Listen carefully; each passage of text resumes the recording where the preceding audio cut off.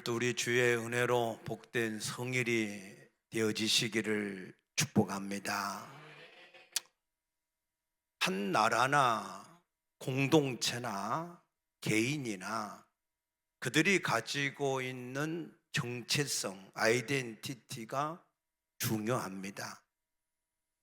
그런데 우리나라는 아직까지도 우리나라 정부 수립일에 대한 정체성이 분명하지 않아서 정치권에서 서로 분분합니다.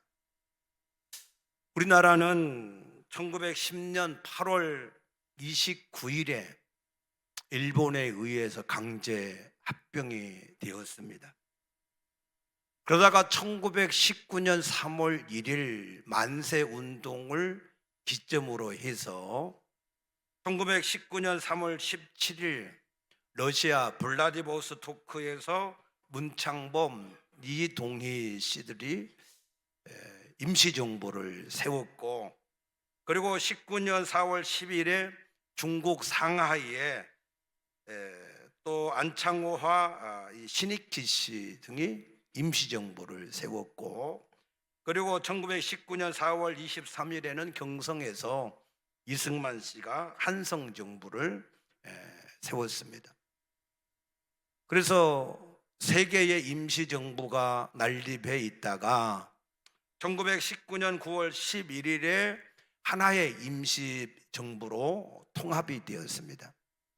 그러다가 1945년 8월 15일에 우리나라가 광복을 맞이했고, 3년 후인 1948년 8월 15일 날 대한민국 정부가 수립된 줄로 믿습니다. 그리고 1948년 12월 12일에 유엔 결의안 195에 의해서 합법적인, 한반도에서 유일한 합법적인 정부로 승인을 받게 되었습니다. 그런데 아직까지도 정치권에서는 1919년을 우리나라 정부 수립일로 해야 된다.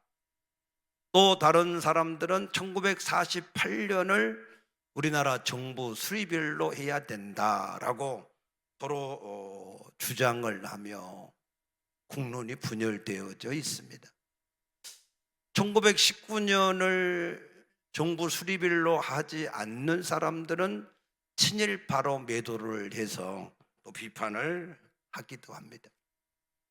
아니, 세계 어느 나라가 정부 수립일로 인해서 국론이 분열된 나라가 있습니까? 한 나라의 구성 조건은 분명하지 않습니까? 첫째는 국토가 있어야 되고, 두 번째는 국민이 있어야 되고, 세 번째는 주권이 있어야 됩니다. 그런데 임시정부는 국토도 없고 국민도 없고 주권도 없이 그냥 임시정부만 있었던 것이 사실입니다. 왜 그렇습니까? 우리나라가 일본에 의해서 강제로 합병이 되었기 때문에, 그래서 국토도 국민도 주권도 없는 나라가 되었습니다. 아니, 그것은 일본이 강제로 합병을 했으니까 우리가 인정할 수 없다, 그렇게 주장할 수 있지요. 그런데 우리나라를 대표하는 사람들이 도장을 찍어버렸잖아요. 그거 어떻게 하겠어요? 그래서 어느 시대이든지 간에 그 나라의 지도자가 중요한 거 아니겠습니까? 1919년에 임시정부가 자주 대한민국이라고 주장을 하지만 우리의 주권이 우리가 주장한다고 주권이 생기는 것이 아닙니다. 강대국들이 주권을 인정해 줘야 생기는 거예요. 1905년에 을사늑약을 맺는 바람에 일본이 우리 외교권을 빼앗기 위해서 맺은 이 조약입니다. 그 조약 때문에 1907년에 네덜란드 헤이그에서 44개국이 모여서 국제정서를 의논할 때 고종이 특사를 파송했지만 그 회의에 우리나라 사람들은 참여도 하지 못했습니다. 왜? 주권을 빼앗겼으니까. 베네수엘라 마두로가 자주 독립국가라고 주장하지만 강대국 미국이 가서 잡아오는데 어떡하겠어요? 저 중국 사람들이 우리나라 서해에다가 말뚝을 박아놓고 이것이 우리나라 수역이다라고 주장하는데 우리가 그걸 어떻게 항의를 못하지 않습니까? 그러나 1948년 우리가 8월 15일에 수립된 대한민국은 1948년 12월 12일에 공식적으로 유엔에서 합법적인 정부로 인정을 받았기 때문에 1950년 6.25 동란 때에 공식적으로 유엔군이 우리나라를 도우러 와서 우리가 6.25를 잘 이겨낸 줄로 믿습니다. 그러므로 더 이상 우리나라의 정부 수립일로 인해서 우리나라 국론이 왈가왈부할 필요가 없습니다. 물론 심정적으로 일본이 강제로 우리나라를 합병을 했으니 우리가 인정할 수 없다 주장할 수 있습니다. 또 하루라도 빨리 1919년이 우리나라 정부 수립일이다 라고 주장하고 싶은 마음은 다 같은 대한민국의 사람의 마음입니다. 그러나 현실은 현실이잖아요. 그러므로 문제는 또다시 이와 같은 수치스러운 그런 나라가 되어지지 않으려면 우리나라가 강국이 되어야 합니다. 아멘입니까? 우리나라가 강국이 되려고 하면 친미나 친중의 정책만 가지고는 안 됩니다. 왜냐하면 이사야 2장 22절에 보면은 너희는 인생을 의지하지 말라. 그의 호흡은 코에 있나니 샘에 칠 가치가 어디 있느냐 그랬습니다. 사람이 대단한 것 같지만 그 호흡에 그 코에 호흡이 끝나면 그 인생도 끝나는 것입니다. 역대하 29장 12절에 보면은 주는 만물의 주제가 되사 손에 권세와 능력이 있어서 모든 사람을 강하게 하심과 크게 하심이 주의 손에 있다 그랬습니다. 그러므로 우리나라가 진실로 강하고 자유민주주의 국가로 우리가 우리의 자유를 누리고 세상에 증거를 하기 위해서는 하나님과의 관계, 그 하나님과의 관계가 좋아져야 우리가 강국이 되어질 수 있고 이 나라 민족을 지킬 수가 있을 줄로 믿으시기 바랍니다. 역사의 증거가 분명하지 않습니까? 이스라엘 민족이 하나님과 관계가 좋을 때는 하나님께서 주변의 모든 나라들을 정복하고 다스리게 하셨어요. 심지어는 블레셋이나 아라비아 나라들도 와서 조공을 바쳤습니다. 그러나 하나님과 관계가 잘못되어지면 미디안이나 블레셋 사람들에게 그 나라를 하나님이 넘기셔서 작게는 8년, 길게는 20년 넘게 그들의 종이 되게 하셨던 것이 성경의 역사인 것입니다. 그러므로 우리나라가 진실로 자유민주주의 국가로 강건한 국가가 되기 위해서는 하나님과의 관계가 좋아져야만 그것을 우리가 지속적으로 유지하고 누릴 수 있다. 믿습니까? 여러분, 그것이 국가만 그러겠어요? 우리 개인도 마찬가지입니다. 우리 개인도 하나님과의 관계가 좋으면 그러면은 세상의 모든 것을 정복하고 다스릴 수 있지만 그러나 하나님과 관계가 좋지 않으면 우리가 결코 세상을 정복하고 다스릴 수가 없습니다. 그래서 오늘 본문을 통해서 이스라엘의 민족의 정체성이 어떠했는지, 우리 신앙의 정체성은 또 어떻게 해야 되는지에 대해서 함께 말씀을 상고해 보기를 원합니다. 오늘 여기 여호수아 8장 30절 말씀 보면은 그때에 라고 말씀했어요. 여기서 말하는 그때라고 하는 것을 원어에 보면 아즈라고 하는 단어를 썼는데 그 당시에라고 하는 뜻입니다. 그 당시. 그 당시가 무슨 당시냐? 여호수아 7장 28절에 보면은 이에 여호수아가 아이를 불살라 그것으로 영원한 무더기를 만들었더니 오늘까지 황폐하였으며 그랬습니다. 이스라엘이 아이성을 정복하고 불태우고 돌 무더기로 만들었을 때라고 하는 말씀입니다. 자, 이렇게 전쟁에서 승리를 하면 보통 어떻게 하죠? 자기들끼리 자축을 하면서 잔치를 벌려서 승리의 기쁨을 만끽하는 것이 보통 이 전쟁에 이기고 난 사람들 하는 일들입니다. 그런데 이스라엘 민족들은 자기들의 자축의 어떤 축제를 벌이지 않고 뭘 했어요? 그때 여호수아가 이스라엘 하나님 여호와를 위하여, 자신들을 위하여가 아니라 여호와를 위하여 예발산에 한 제단을 쌓았으니 그랬습니다. 첫 번째 정체성입니다. 그 이스라엘 민족들은 전쟁에서 이기든 지든 그것은 자신들을 위한 것이 아니라 하나님을 위하여서라고 하는 정체성을 그들이 분명히 가지고 살게 된 것을 믿으시기 바랍니다. 그래서 우리가 어떤 일을 할 때에 그 일이 잘 되어지면 보통 사람들은 자기 도취에 빠져가지고 자기 인생의 본분을 잊어버려요.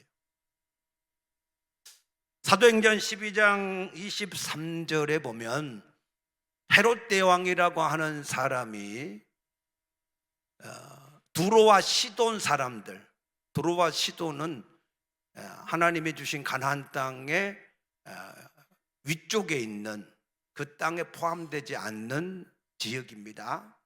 그런데 이 지역의 사람들은 그 이스라엘 땅에서 나는 농산물을 공급받아서 살아요. 그런데 이 헤롯이 조금 삐져가지고 조금 이렇게 섭섭해 하니까, 그러니까 두로와 시돈 사람들이 와서 화친을 맺으면서, 그러면서 이 헤롯이 두로와 시돈 사람들 앞에서 연설을 하는 거예요. 두로와 시돈 사람들은 자기들의 양식이 걸린 문제이기 때문에 어떻게 해야 되겠어요? 헤롯한테 비유를 맞추면서 야, 이것은 사람의 소리가 아니라 신의 소리다 하면서 막 죽여 세워주는 거예요.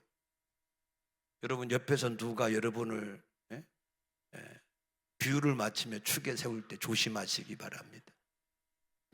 그때 헤롯이 이것은 하나님께 영광을 돌려야 된다 그런데 헤롯이 어떻게 했어요? 하나님께 영광을 안 돌리고 자기가 그 영광을 다 차지한 거예요. 맞아, 내가 너희들에게는 신 같은 존재지 하면서 우쭐할 때 하나님이 벌레를 먹여서 이 헤롯을 죽겠다라고 말씀합니다. 헤롯 대왕 정도 되면 죽을 때 대단히 죽어야 되는 거 아니에요, 그죠? 근데 뭐에 먹혀서 죽었다고요? 벌레. 평상시 같으면 발로 한번 밟아버리면 죽을 수밖에 없는 벌레. 근데 하나님이 그걸 통해서 치시니까 벌레에 먹혀서 죽었다 그랬어요. 여러분, 사람이 무슨 대단한 것 같잖아요. 죽을 때 보면은 다 똑같이 한 가지 때문에 죽더라고. 뭐 때문에요? 숨을 못 쉬어서. 그렇지요? 그러니까 여러분들 평상시에 숨이 잘 쉬어지는 걸 감사하시기 바랍니다. 죽을 때 뭐 대단하게 죽는 거 아니에요. 숨 못 쉬고 죽는 거지. 그래서 왜 하나님이 이를 치셨는가? 이사야 43장 7절에 보면은 내 이름으로 불려지는 모든 자 곧 내가 내 영광을 위하여 창조한 자를 오게 하라. 내가 그를 지었고 내가 그를 위하여 만들었다. 내 영광을 위해서 짓고 만든 것이 우리 인간이라는 거예요. 믿습니까? 그런데 이 헤롯이 자기를 지으신 목적의 존재를 잊어버리니까 하나님이 그를 치셨다는 겁니다. 그러면은 지금 모든 사람이 하나님의 영광을 위해 살자면 다 하나님이 치시는 거냐? 아니에요. 샘플이 그렇다고 말, 샘플이. 그러니까 하나님이 샘플로 보여준 것을 여러분들이 잘 참고를 하셔서 살면 복이 있을 줄로 믿습니다. 왜 하나님이 그 영광을 안 돌린다고 치셨는가? 이사야 48장 11절에 보면은 나는 나를 위하여 이를 이룰 것이다. 어찌 내 이름을 욕되게 하리요? 그랬어요. 하나님의 이름을 욕되게 하는 일이 뭐냐? 이사야 42장 8절에 보니까 하나님은 자기의 영광과 찬송을 우상에게 주지 않는다 그랬어요. 하나님의 영광과 찬송을 하나님께 돌리지 않는 것 자체가 하나님의 이름을 욕되게 하는 일이다 라고 하는 말씀입니다. 여러분, 아주 조그마한 병아리를 한번 보세요. 물 한 방울만 먹어도 뭐해요? 병아리 보셨어요? 물 한 방울 먹고 뭐해요? 고개를 들어서 물을 주신 하나님께 감사합니다. 안 보여요? 병아리를 좀 보고 하찮은 저 병아리도 물 한 방울 먹는 것도 감사해서, 사실 물 한 방울 먹는 게 얼마나 귀한 겁니까? 하나님께 감사할 일이잖아요. 너희가 무엇을 먹든지 마시든지 다 하나님의 영광을 위하여서 하라. 마태복음 6장 26절이나 28절 말씀 보면 하나님이 공중의 새를 농사도 안 해도 먹이고 들의 백합화는 수고나 길쌈을 안 해도 기르신다, 그러셔서 입히신다는 거예요. 그 입히시는 것이 솔로몬이 입은 모든 영광보다도 더 아름다운 영광으로 입히셨다 그랬습니다. 왜 하나님은 공중의 새를 먹이시고 들의 백합화를 기르실까요? 그것은 그들은 하나님이 처음 지은 목적대로 그 목적을 잃지 않고 존재하니까 하나님이 그들을 먹고 사는 것을 책임져 주신 것을 깨닫게 되시기를 축복합니다. 우리 인간도 마찬가지였습니다.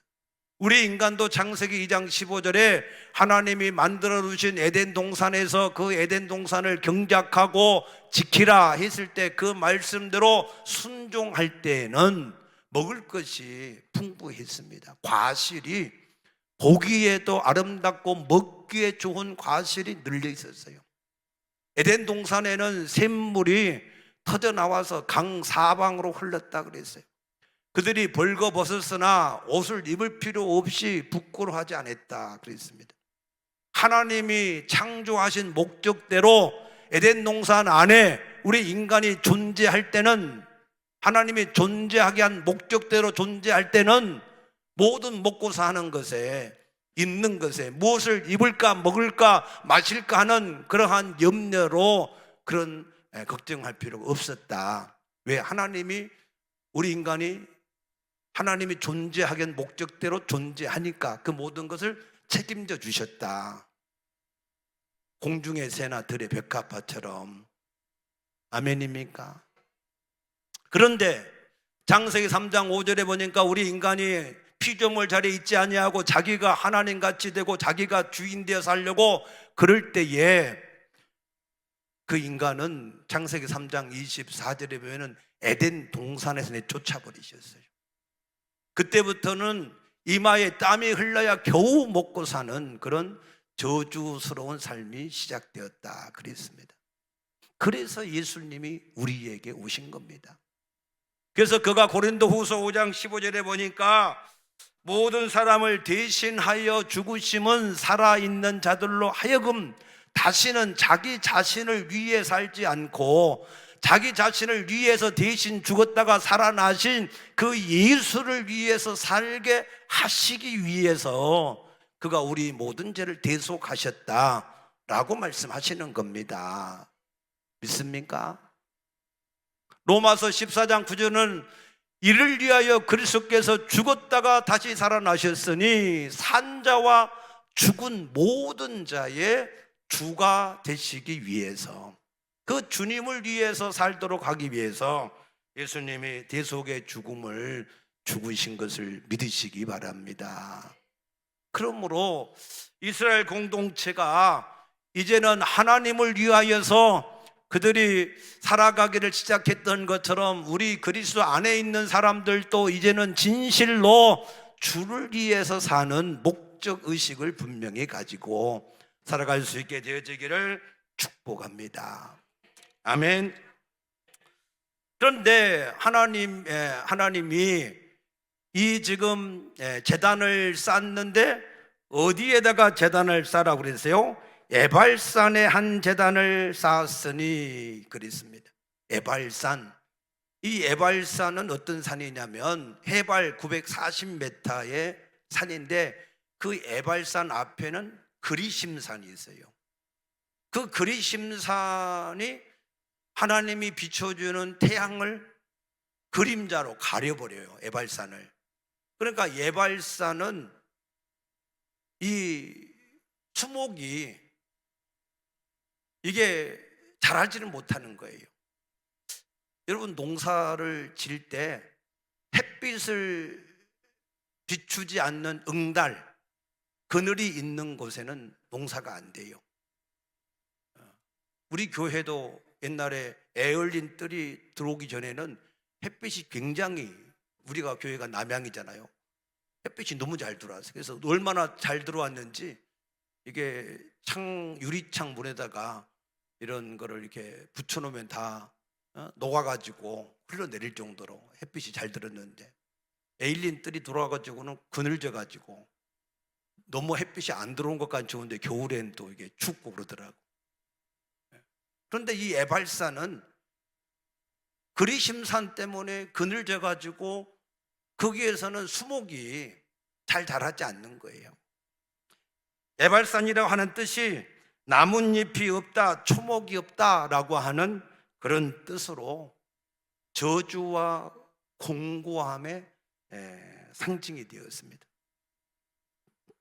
그러면 왜 하나님이 축복의 상징인 그리심산에서 제단을 쌓으라 하지 않고, 이 제단은 여호수아가 자기 마음대로 쌓은 게 아니고 신명기 27장 4절에서 8절 말씀에 모세가 너희가 가나안 땅에 들어가거든 예발산에다가 제단을 쌓으라 라고 명령을 했기 때문에 이 여호수아가 그대로 그 명령대로 지금 예발산에 제단을 쌓은 거예요.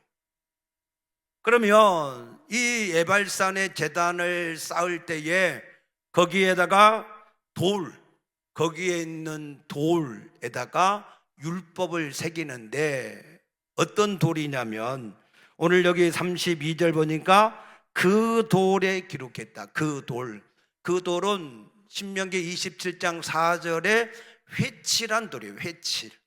돌에다가 회칠을 한 거예요. 돌에다가 회칠을 왜 하지요? 글씨가 잘 보이도록 하기 위해서. 있습니까?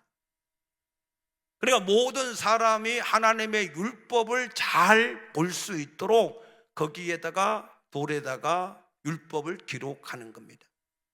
그래서 너희가 이 율법에 기록한 대로 이 말씀을 순종하지 않으면 저 에발산의 모습처럼 그 숲도 나무도 없이 이 돌과 바위들로 되어져 있는 저 삭막한 것처럼, 그런 것처럼 너희의 인생이, 너희의 삶이 그런 저주스러운 삶이 될 수밖에 없을 것이다 라고 하는 것을 상징적으로 알 수 있도록 하기 위해서. 믿습니까? 예. 사람이 교육을 받을 때에 청각으로만 받으면요, 기억력이 한 20% 정도밖에 안 돼요. 그런데 시청각으로 교육을 받으면 한 3배 정도 이상 훨씬 더 이 기억력이 남는다 그래요. 그러니까 하나님이 율법의 말씀으로만 그들에게 교육한 게 아니고 이 에발산 앞에 거기다가 돌은 뭐예요? 돌은 변함이 없는 걸 상징하는 거거든요. 하나님의 말씀이 변함이 없다 그 말입니다.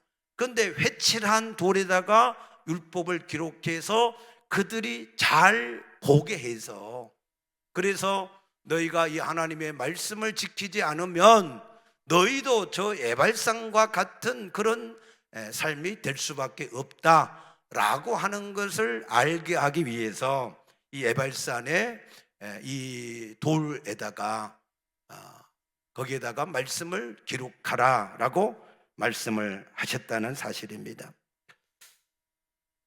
또 31절에 보면은 번제와 화목제물을 드렸다라고 했는데, 이 번제와 화목제는 출애굽기 20장 24절에 보면 시내산에서 첫 번째 하나님과 언약을 맺을 때에 드렸던 번제와 화목제를 말합니다. 번제는 뭘 의미하는가 하면 자신을 온전하게 하나님께 드리는 헌신. 번제는 그래서 모든 제물을 다 태워서 드리는 것이 번제입니다. 그래서 하나님께 온전하게 드려지는 헌신을 말하는 것이고, 화목제는 하나님께서 베풀어 주신 은혜에 감사해서 하나님과 화목하는 제사가 화목제의 제사입니다. 그런데 이 제사를 왜 아이성을 정복하고 난 이후에 드렸을까라고 하는 거예요.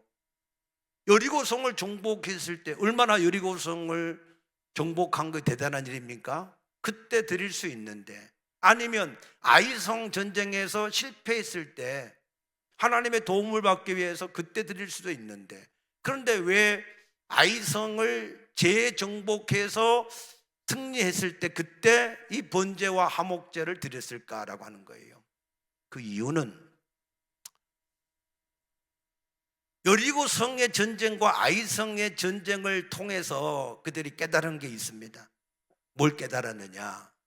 전쟁의 승패는 우리의 능력과 상관이 없이 하나님과 관계에 있구나 하는 것을 깨닫고 난 이후에 앞으로도 계속해서 남아있는 33번의 가나안 땅의 전투가 있는데, 앞으로도 31번의 전투가 남았는데, 그때를 위해서 이 전쟁은 우리의 능력과 상관없이 하나님과 우리의 관계가 좋아져야 우리가 이 전쟁에서 승리를 하는구나 하고 깨달아서 드려진 것이 번제와 화목제였습니다. 오늘 우리 모든 성도들도 이 한 가지 사실을 깨닫게 되시기를 축복합니다. 진실로 여러분의 인생의 성공과 실패는요, 여러분의 지혜와 능력이 있지 않습니다. 우리의 인생과 우리의 인생의 성공과 실패는 오직 하나님과 관계에 있음을 깨닫게 되시기를 축복합니다. 그래서 잠언 16장 7절에 우리의 행위가 여호와를 기쁘시게 하면, 하나님과 관계가 좋아지면 하나님께서 우리의 원수라도 우리하고 화목하게 하신다 그러셨습니다. 하나님과 관계가 내가 좋아지면 나를 원수시 대하는, 나를 대적하는 그런 자도 나를 와서 돕는 자가 된다 그 말이에요. 그러나 내가 하나님과 관계가 좋지 않으면 내 친구와 같은 사람일지라도 나를 배신하고 나를 대적하는 자가 될 수밖에 없다 그 말씀입니다. 맞습니까? 또 이 제단의 돌을 쌓을 때에 이 돌은 어떤 돌이어야 되느냐? 31절에 보면은 쇠 연장으로 다듬지 아니한 새 돌. 돌은 돌인데 연장을 가지고 좌우로 쪼개 가지고 쌓는 돌이 아니고 그냥 자연석 그대로의 돌로 제단을 쌓으라 그랬습니다. 무슨 얘기냐면 하나님의 말씀은 그 말씀 그대로 우리가 믿고 순종해야 되지, 자기가 그것을 자기 마음대로 자기 이론과 생각과 형편과 사정대로 하나님 말씀을 마음대로 쪼개가지고 제멋대로 하나님 믿으면 안 된다. 믿습니까? 종교는 자기가 원하는 대로 법을 만들어가지고 우상을 만들어 섬기는 게 종교입니다. 그러나 우리 하나님은요, 하나님이 나를 이렇게 섬겨라 라고 법을 딱 정해 주신 거예요. 그러니까 그 법대로 하나님을 섬겨야 되지, 자기의 이론과 생각대로 자기의 형편과 사정대로 하나님을 그렇게 섬기면 안 된다는 거예요. 믿습니까? 그래서 마태복음 16장 24절에 아무든지 나를 따라오거든 자기를 부인하고 자기 십자가를 지고 죽기를 각오하고 따라라. 그러면 살 것이고 그렇지 않으면 죽을 것이다 라고 말씀하신 것을 기억하게 되시기를 축복합니다. 하나님은 하나님 말씀을 듣고 떠는 자, 그 사람을 책임지신다. 책임지신다. 잠언 22장 4절 보니까 겸손과 여호와를 경외하는 자에게는 그에게 주어지는 보상은 재물과 영광과 생명이다 그랬습니다.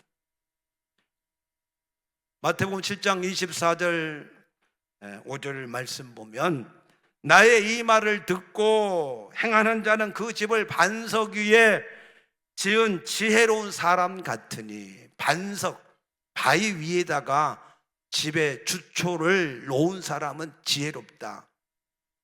왜? 나중에 비가 내리고 창수가 터지고 바람이 불어서 그 집에 부딪힐 때 반석 위에 세운 사람은 끄떡없다는 거예요. 그러나 모래 위에 세운 사람은 다 멀어진다는 겁니다.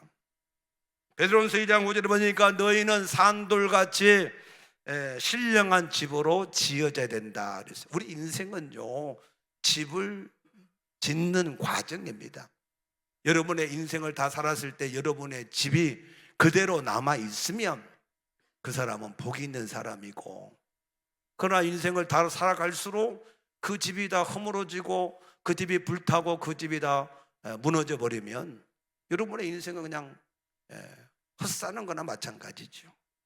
그러므로 우리가 하나님을 섬길 때에 하나님의 말씀대로 하나님을 섬기겠다 뜻을 세우시기를 축복합니다. 하나님은 다니엘서 1장 8절 보니까 뜻을 세우는 사람에게 그 사람이 그 뜻대로 할 수 있는 모든 환경을 열어주십니다. 믿습니까? 하나님의 말씀을 따르지 않고 하나님께 제사한다고 예배한다고 소를 잡아서 드리는 것은 살인하는 것이고, 어린 양을 잡아서 드리는 것은 개의 목을 꺾는 것과 같은 것이고, 그냥 모든 예물은 돼지 피를 드린 것과 같은 것이다 그랬습니다. 하나님의 말씀을 순종하지 않고 존중하지 않고 자기 마음대로 하나님을 섬기는 것은 하나님 앞에 아무것도 연락될 수가 없다 그 말입니다. 맞습니까? 그러므로 우리가 기왕 그리스도께서 우리를 대속해서 자기 피로 사셔서 자녀가 되게 하신 것을 믿으신다면, 우리가 하나님 말씀대로 순종하는 목적을 가지고 우리가 살아갈 때 하나님이 우리를 책임져 주시는 것을 믿으시기 바랍니다. 하나님 말씀대로 살다가 망한 사람 성경에 하나도 없어요. 하나님 말씀대로 살다가 망해도 그 사람은 복이 있어요. 아멘입니까? 그러나 하나님 말씀대로 안 살다가 자기가 성공했다고 그래도 그 사람은 망하는 거예요. 그러므로 여러분들이 지혜롭게 하나님의 말씀대로 순종하는 삶이 되시기를 축복합니다. 잠언 1장 24절에서 28절 보면 하나님이 우리에게 말씀해도 듣지 않고 손을 벌려서 불러도 우리가 돌아보지 않았을 때, 그때 우리에게 재앙이 닥치면 우리가 그 하나님의 이름을 불러도 하나님이 대답하지 않고, 우리가 그 하나님을 찾아도 하나님을 만날 수 없다 그랬습니다. 하나님도 인격입니다. 살아계십니다. 믿습니까? 그 하나님은 자기를 존중히 여기는 자를 존중히 여기고, 자기를 무시하는 자를 하나님이 경멸히 여기신다 그러셨어요. 오늘 여러분이 꼭 그 하나님이 살아계시고 인격이신 하나님이신 것을 깨달으셔서 그 하나님의 말씀을 존중히 여기시는 그런 신앙이 되어지시기를 축복합니다. 기도하겠습니다. 아버지, 감사합니다. 우리 모든 성도들이 진실로 하나님을 살아계신 하나님으로, 하나님을 인격의 하나님으로, 하나님의 말씀을 존중하는 믿음으로 살아가게 하여 주시어서 우리 모든 성도들의 삶이 모세와 같고 사무엘 같아서 하나님 앞에 무엇을 구하든지 하나님이 그들의 모든 간구하는 것을 응답해 주시는 그런 하나님과 좋은 관계의 신앙생활이 되어질 수 있도록 축복하여 주시옵소서. 감사하며 예수님 이름으로 간절히 기도드리옵나이다. 아멘.